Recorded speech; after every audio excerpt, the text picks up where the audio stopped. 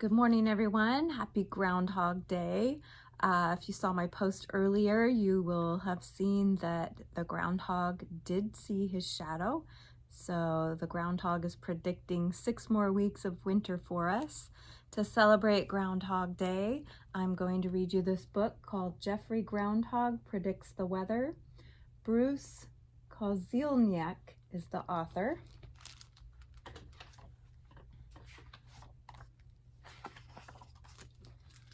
One morning, after a long winter's nap, Geoffrey Groundhog popped out of his burrow to look for his shadow. It was February 2nd, Groundhog Day. Geoffrey remembered what his mother had told him. If you see your shadow on Groundhog Day, go back to sleep because winter will last 6 more weeks. If there is no shadow, spring will soon be here. Geoffrey hurried into town to tell the newspaper that he had not seen his shadow. So, no shadow and spring is almost here. Is that it? Asked Merton Moose. The story ran in that afternoon's Daily Gazette. Here's the paper. Within a few days, the weather turned warm. The snow melted and the ground thawed. Spring had truly sprung. Predicting the weather is easy, said Geoffrey. The following winter, Geoffrey dozed snug as a bug, dreaming groundhog dreams in his warm nest at the bottom of his burrow. Toward the end of January, folks started looking for clues as to what Geoffrey might predict.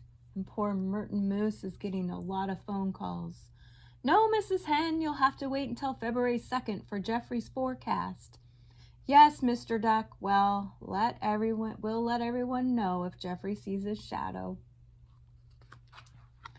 As Groundhog Day drew near, television cameras and lights were moved into place around Geoffrey's burrow. This year, everyone would be able to watch the biggest, groundhoggiest Groundhog Day ever. Geoffrey's handsome picture had been popping up all over town, on billboards, hot air balloon, buses, cars, buildings. Bright and early on Groundhog Day morning, everyone waited for Geoffrey. Anybody seen that groundhog? 1 hour passed, 2 hours passed, 3 hours passed. Yet still no Geoffrey. Geoffrey! Hello, Geoffrey! Called Merton. Are you home? Oh no! I've overslept! Groaned Geoffrey. He flew out of his bed, dashed to his door, and made his appearance. Geoffrey! Geoffrey! Called Merton. What do you see? Was there a shadow? I don't know, cried Geoffrey. With all the cameras and lights and everybody crowding around, I could hardly see the ground in front of me, much less my shadow. And then the newspaper ran. Groundhog doesn't have a clue. I don't know what I saw, says Geoffrey. Now things were really up in the air weather-wise. Nobody knew whether to bring out the golf clubs or the snow shovel. No one knew whether to wax the skis or the surfboard. And no one had a clue whether to plug in the electric fan or the electric blanket. All weather reports were canceled. No weather reports until Geoffrey makes up his mind. Geoffrey, this is causing major problems, muttered Merton. We need your prediction now. Oh, all right, moaned Geoffrey. I'll have my answer by this afternoon. Geoffrey says winter 6 more weeks. Ooh. So, Geoffrey, how could you predict that winter will last 6 more weeks? Asked Rebecca Raccoon. No one was really certain if there was a shadow or not. Did you guess? No, said Geoffrey. Did you make a study of how the weather works? Asked Sunny Squirrel. Nope, said Geoffrey.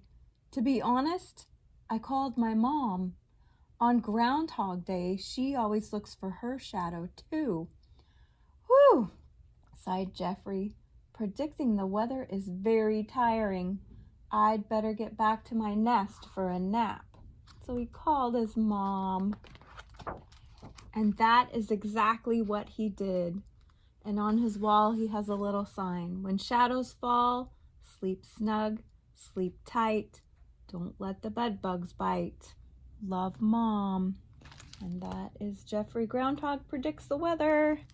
Have a great day, guys. I'll see you back here tomorrow.